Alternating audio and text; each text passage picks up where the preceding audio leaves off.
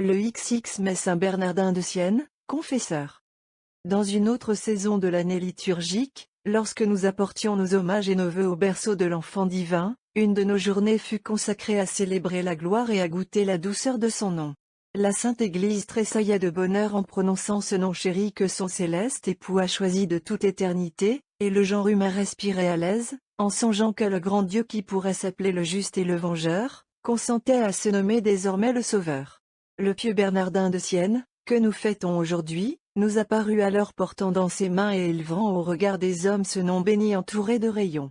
Il invitait toute la terre à vénérer avec amour et confiance cette appellation sacrée sous laquelle se révèle divinement toute l'économie de notre salut. L'Église attentive acceptait ce signe sacré. Elle encourageait ses fidèles à recevoir des mains de l'homme de Dieu un bouclier si puissant contre les traits de l'esprit des ténèbres, à goûter surtout un nom qui nous apprend jusqu'à quel excès Dieu a aimé le monde. Et lorsque le saint nom de Jésus eut enfin conquis par son adorable beauté tous les cœurs chrétiens, elle lui consacra une des plus touchantes solennités du temps de Noël. Aujourd'hui le noble enfant de saint François a reparu, et ses mains tiennent toujours la glorieuse effigie du nom sacré. Mais ce n'est plus l'appellation prophétique de l'enfant nouveau-né, le doux nom que la Vierge Mère murmurait avec tendresse et respect, penchée sur son berceau. C'est un nom qui retentit plus fort que tous les tonnerres, c'est le trophée de la plus éclatante des victoires, c'est la prophétie accomplie en son entier. Le nom de Jésus promettait au genre humain un sauveur.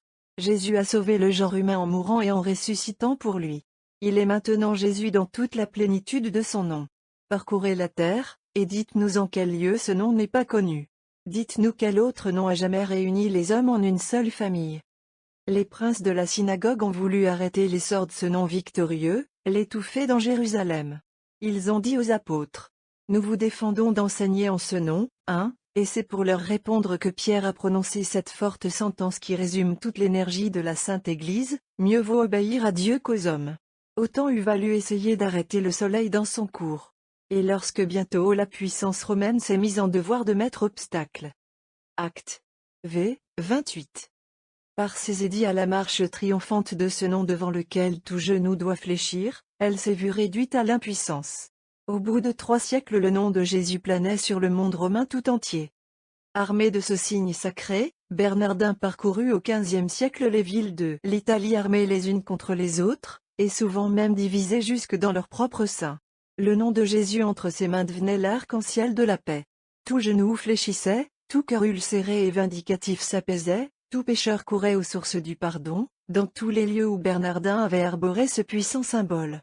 Les 3 lettres qui représentent ce nom à jamais béni devenaient familières à tous les fidèles. On les sculptait, on les gravait, on les peignait partout. Et la catholicité acquérait pour jamais une expression nouvelle de sa religion et de son amour envers le Sauveur des hommes. Prédicateur inspiré, Bernardin a laissé de nombreux écrits qui révèlent en lui un docteur de premier ordre dans la science de Dieu. Il nous serait agréable, si l'espace nous le permettait, de le laisser exposer ici les grandeurs du mystère de la Pâque. Donnons du moins son sentiment sur l'apparition du Sauveur ressuscité à sa Sainte Mère. Le lecteur catholique verra avec joie l'unité de doctrine sur ce point si important régné entre l'école franciscaine représentée par saint Bernardin, et l'école dominicaine dont nous avons produit le témoignage à la fête de saint Vincent Ferrier. De ce que l'histoire évangélique ne donne aucun détail sur la visite que le Christ fit à sa mère pour la consoler, après qu'il fut ressuscité, on ne saurait conclure que le très miséricordieux Jésus, source de toute grâce et de toute consolation, si empressé à réjouir les siens par sa présence, aurait oublié sa mère qu'il savait avoir été si pleinement abreuvé des amertumes de sa passion. Mais il a plu à la providence de Dieu de ne pas nous manifester cette particularité par le texte même de l'Évangile, et cela pour 3 raisons.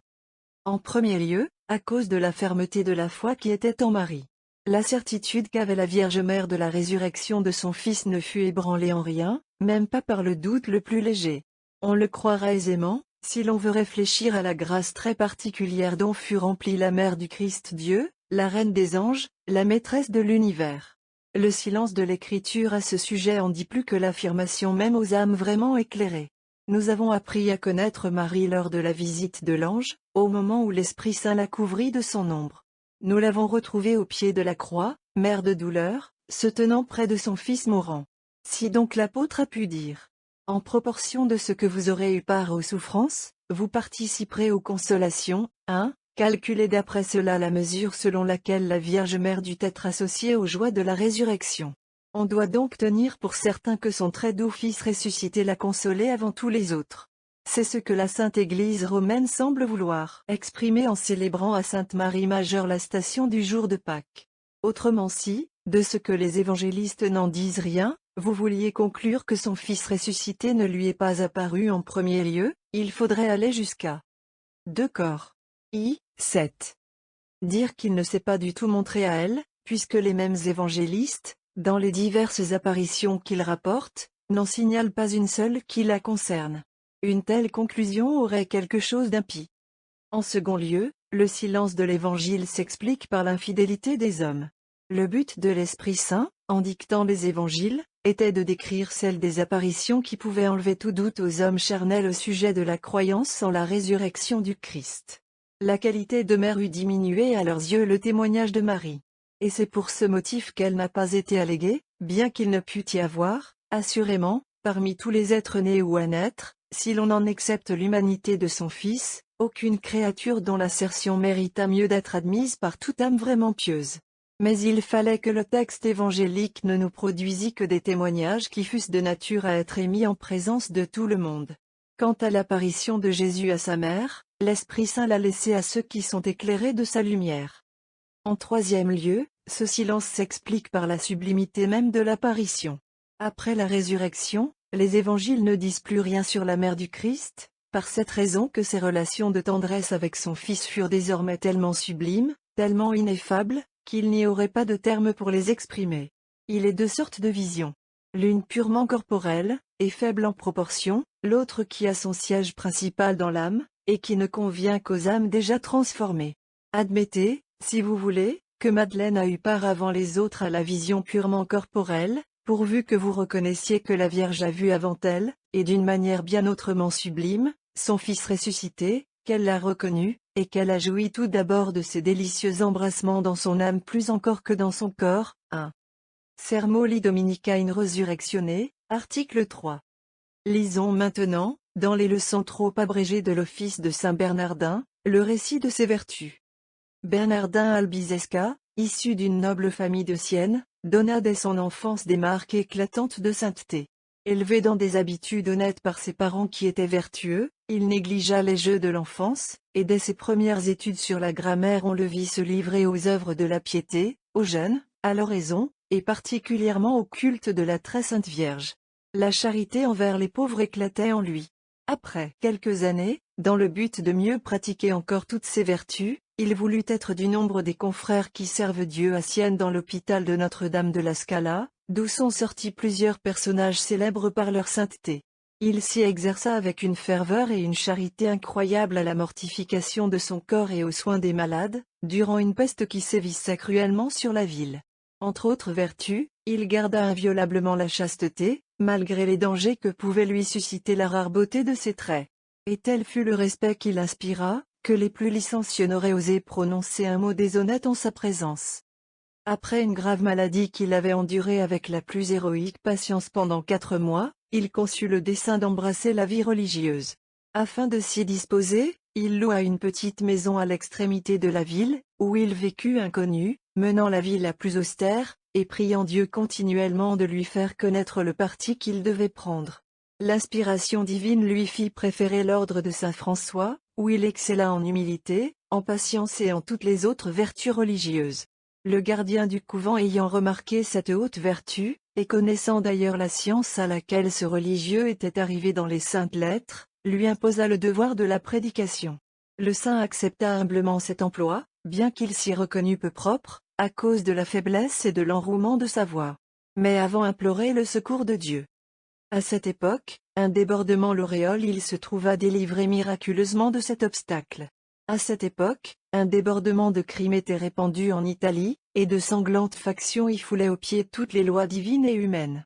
Bernardin parcourut les villes et les villages au nom de Jésus qu'il avait toujours à la bouche et dans le cœur, et vint à bout par ses discours et ses exemples de rétablir presque partout la piété et les bonnes mœurs qui avaient disparu. Plusieurs villes considérables le demandèrent au pape pour leur évêque. Mais Bernardin refusa constamment cette dignité par une humilité invincible. Enfin cet homme de Dieu, après d'immenses fatigues, après de grands et nombreux miracles, ayant composé des écrits remplis de piété et de doctrine, et vécu 66 ans, termina sa vie par une sainte mort à Aquila, ville de la Bruse. Il éclata par de nouveaux miracles. Et, 6 ans après sa mort, le pape Nicolas V le mit au nombre des saints. Qu'ils sont beaux, ô Bernardin, les rayons qui forment nom de Jésus. Que leur lumière est douce, au moment où le Fils de Dieu reçoit ce nom sauveur, le 8e jour après sa naissance. Mais quel œil mortel pourrait supporter leur éclat, lorsque Jésus opère notre salut, non plus dans l'humilité et la souffrance, mais par le triomphe de sa résurrection? C'est au milieu des splendeurs pascales du nom de Jésus que vous nous apparaissez, ô Bernardin. Ce nom que vous avez aimé et glorifié vous associe désormais à son immortelle victoire. Maintenant donc répandez sur nous, plus abondamment encore que vous ne le faisiez sur la terre, les trésors d'amour, d'admiration et d'espérance dont ce divin nom est la source, et purifiez les yeux de notre âme, afin que nous puissions un jour contempler avec vous ses magnificences. Apôtre de la paix, l'Italie, dont vous avez si souvent apaisé les factions, a droit de vous compter au rang de ses protecteurs. Voyez-la en séjour livrée en proie aux ennemis du Sauveur des hommes, rebelle à la voix de la Sainte Église, et tristement abandonnée à son sort. Ne vous souviendrez-vous pas que c'est dans son sein que vous avez pris naissance, qu'elle fut docile à votre voix, et que longtemps votre mémoire lui fut chère? Intervenez en sa faveur.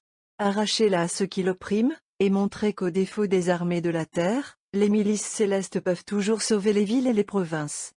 Illustre fils du grand patriarche d'Assise, l'ordre séraphique vous vénère comme l'une de ses principales colonnes. Vous avez ravivé dans son sein l'observance primitive. Continuez du haut du ciel à protéger l'œuvre commencée par vous ici-bas. La famille de Saint François est l'un des plus fermes appuis de la Sainte Église. Faites-la fleurir toujours, soutenez-la dans les tempêtes, multipliez-la en proportion des besoins du peuple fidèle.